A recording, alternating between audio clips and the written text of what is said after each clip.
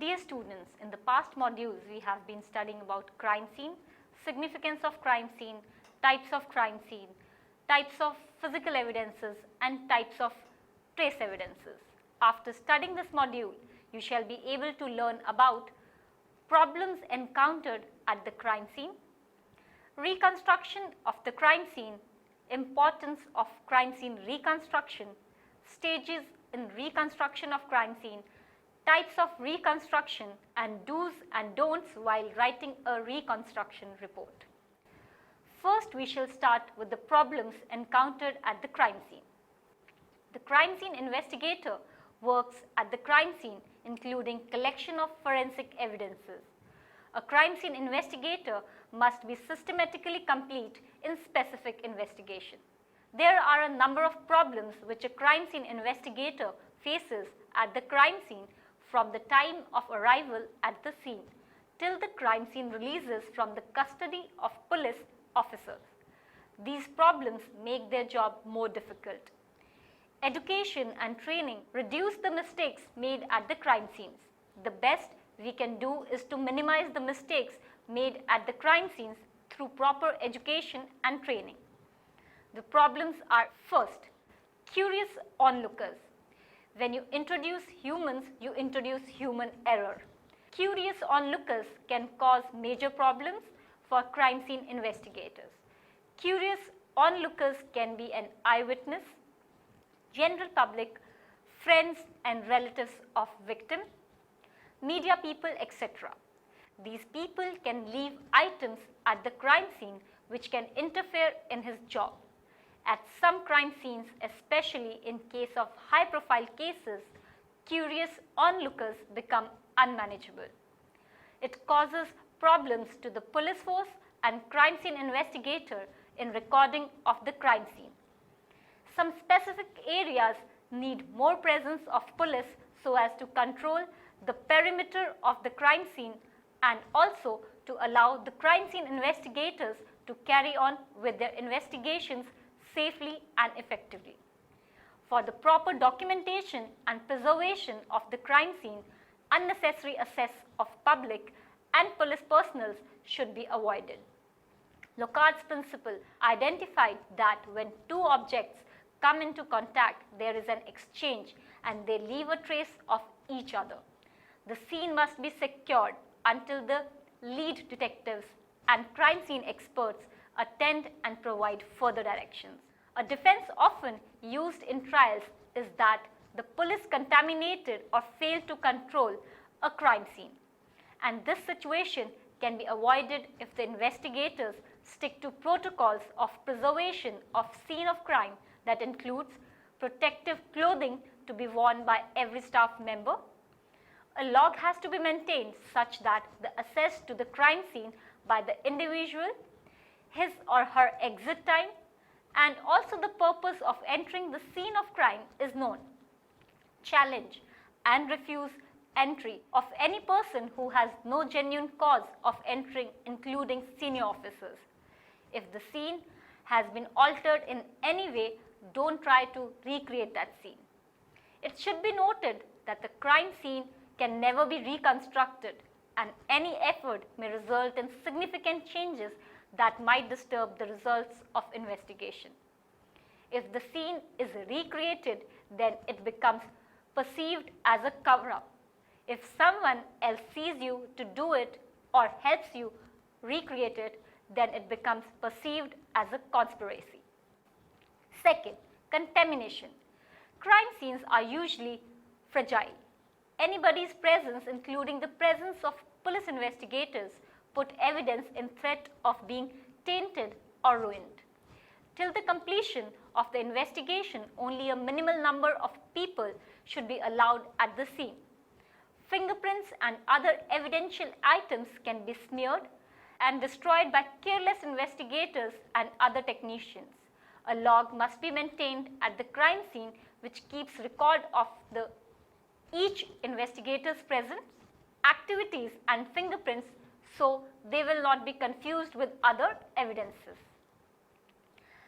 As discussed initially, the biggest problem encountered in crime scene investigations is too many non-essential persons in the crime scene. These persons often contaminate the crime scene. Unfortunately, the bulk of the non-essential persons are often police officers.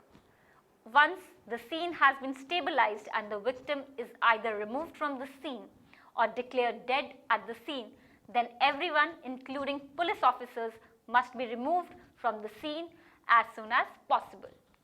The scene must be secured until the detectives and crime scene investigators arrive.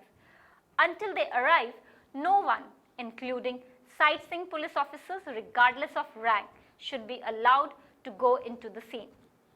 Non-essential persons will either inadvertently disrupt some portion of the crime scene, or they will give the impression that something has been disrupted. One of the most popular lines used by defense attorneys and the media during a trial is that the police contaminated, disrupted or tainted or otherwise screwed up the scene of crime. By eliminating the non-essential personnel in the scene, once the situation is stable, then the police contamination statement has no validity. Third is accessibility.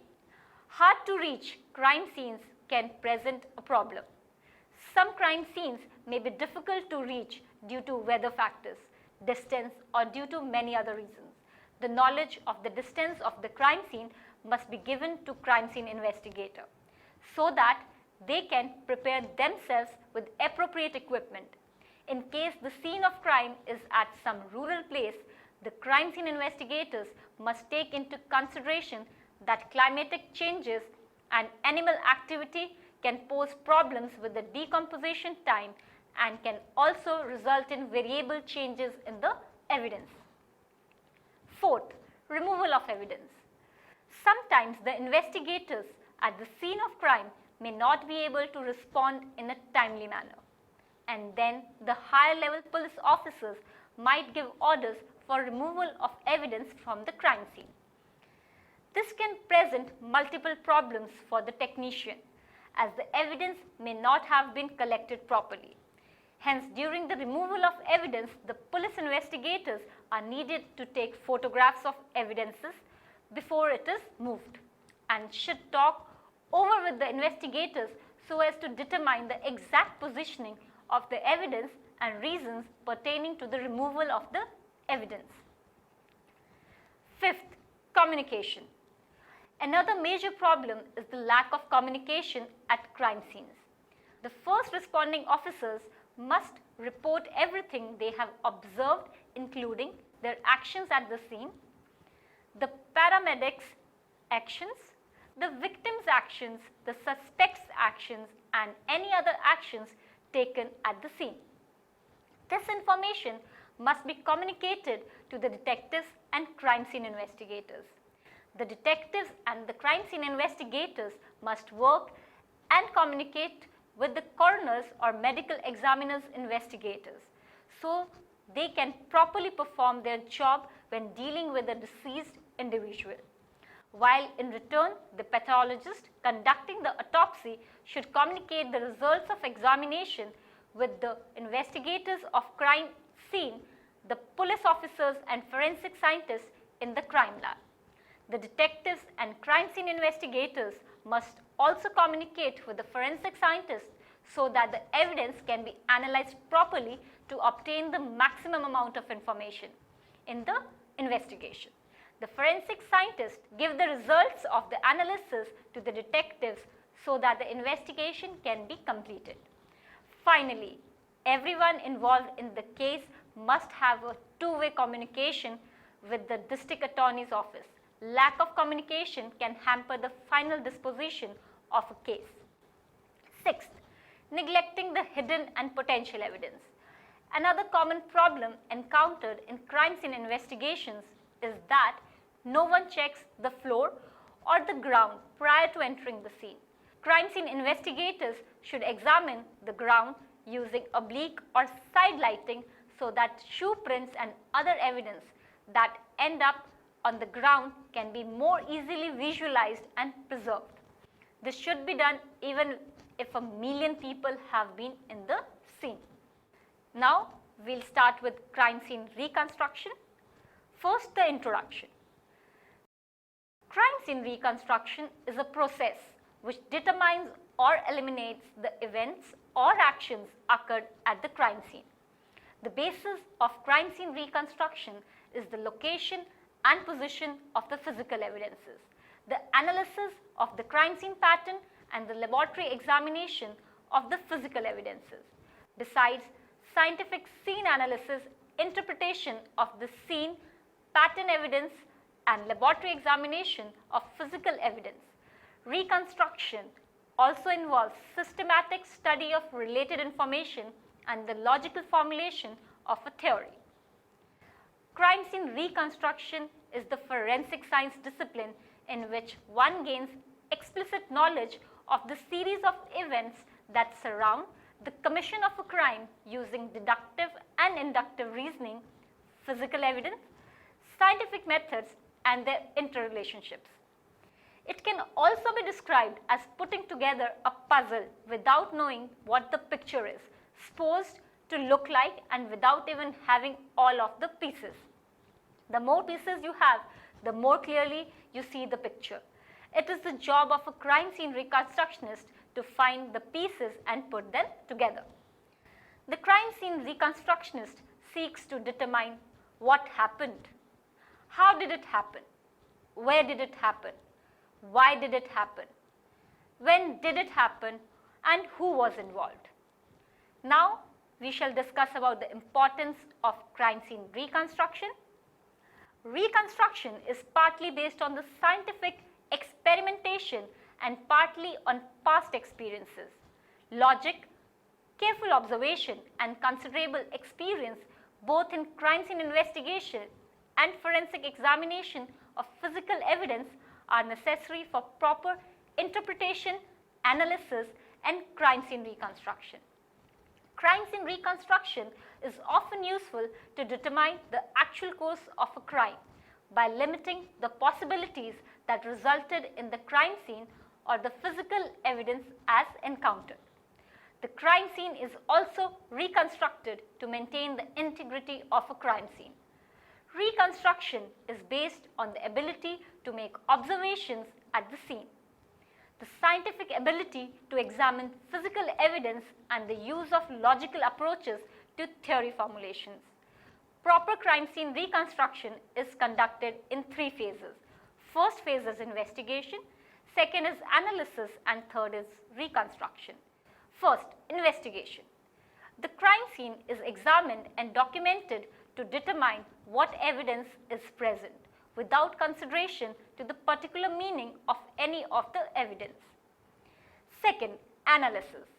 Individual items of evidence or groups of related evidence are examined to determine their individual significance without respect to how those items fit into the overall reconstruction of the crime.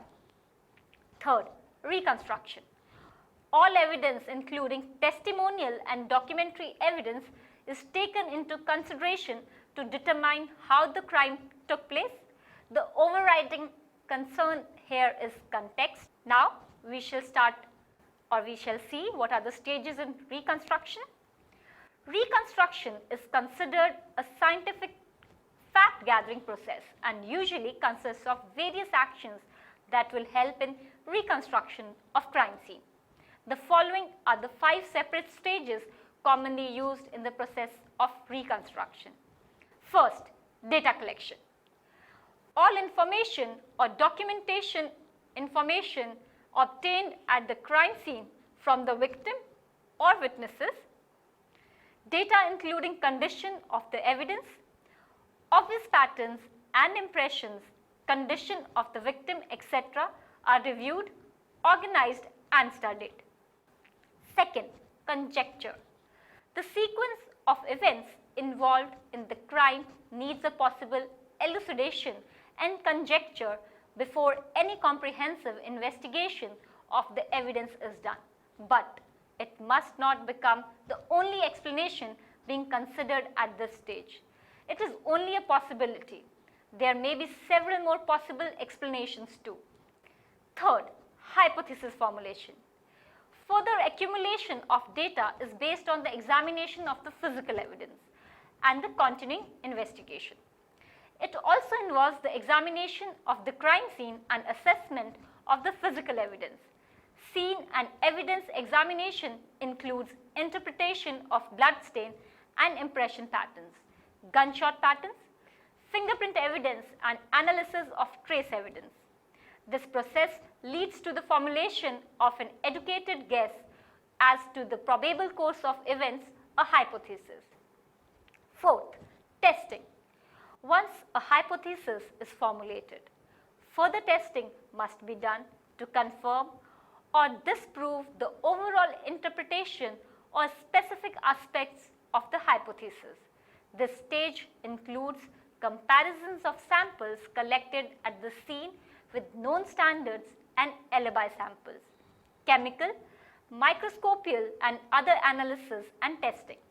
Control testing or experimentation of possible physical activity must be done to collaborate the reconstruction hypothesis. Fifth is theory formation.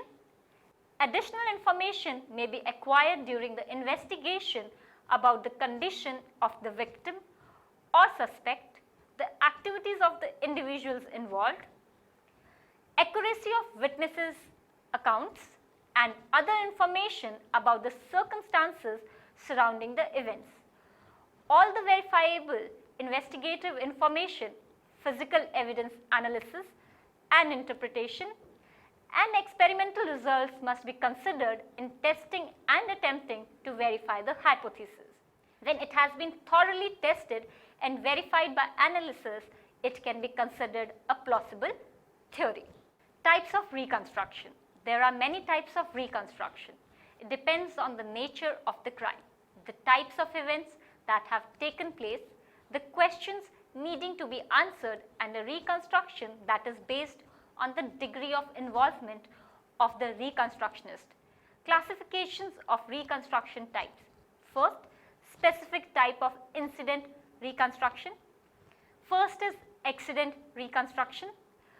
Other transportation accident reconstruction such as trains, airplanes, boat accidents, etc.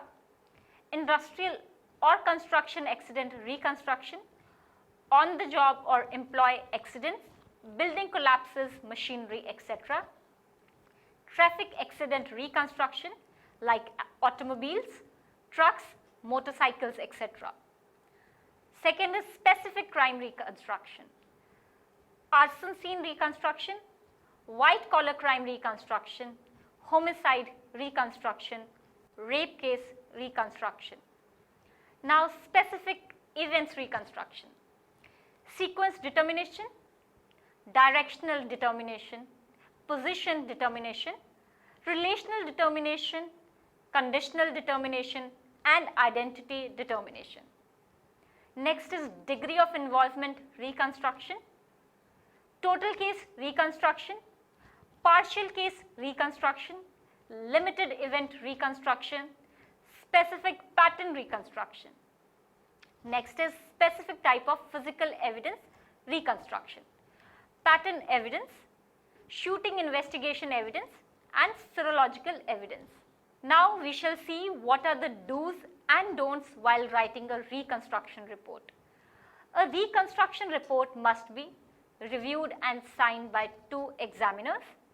State what materials reviewed and used as a basis for the report. It should be accurate. It should be in agreement with notes taken during the review and reconstruction process. Do not interject or rely on unvalidated information. Clearly state any relevant facts or circumstances not known to you. Now we shall see, or we shall conclude this module with the summary. Curious onlookers, contamination, accessibility, removal of evidence, communication, and neglecting of the hidden and potential evidence are few problems which an investigating officers encounter at the crime scene. The crime scene reconstructionist seeks to determine what happened, how did it happen, where did it happen, why did it happen, when did it happen, who was involved, and other relevant questions. Proper crime reconstruction is conducted in 3 phases, namely investigation, analysis, and reconstruction. The 5 separate stages commonly used in the process of reconstruction are data collection, conjecture, hypothesis formulation, testing, and theory formation. Accident reconstruction includes reconstruction of transportation accident, industrial or construction accident reconstruction, and traffic accident reconstruction. Specific crime reconstruction of arson scene reconstruction, white collar crime reconstruction, homicide reconstruction, and rape case reconstruction. Specific offense reconstruction involves reconstruction of sequence determination, directional determination, position determination, relational determination, and conditional determination, and also identity determination. Degree of involvement reconstruction includes total case reconstruction, partial case reconstruction, limited event reconstruction, and specific pattern reconstruction. Specific type of physical evidence reconstruction includes pattern evidence, shooting investigation evidence, and serological evidence. A reconstruction report must be reviewed and signed by 2 examiners. A reconstruction report must state what materials were reviewed and used as a basis for the report. A reconstruction report must be accurate. A reconstruction report must be in agreement with notes taken during the review and reconstruction process. A reconstruction report does not interject or rely on unvalidated information. A reconstruction report should clearly state any relevant facts or circumstances not known to you.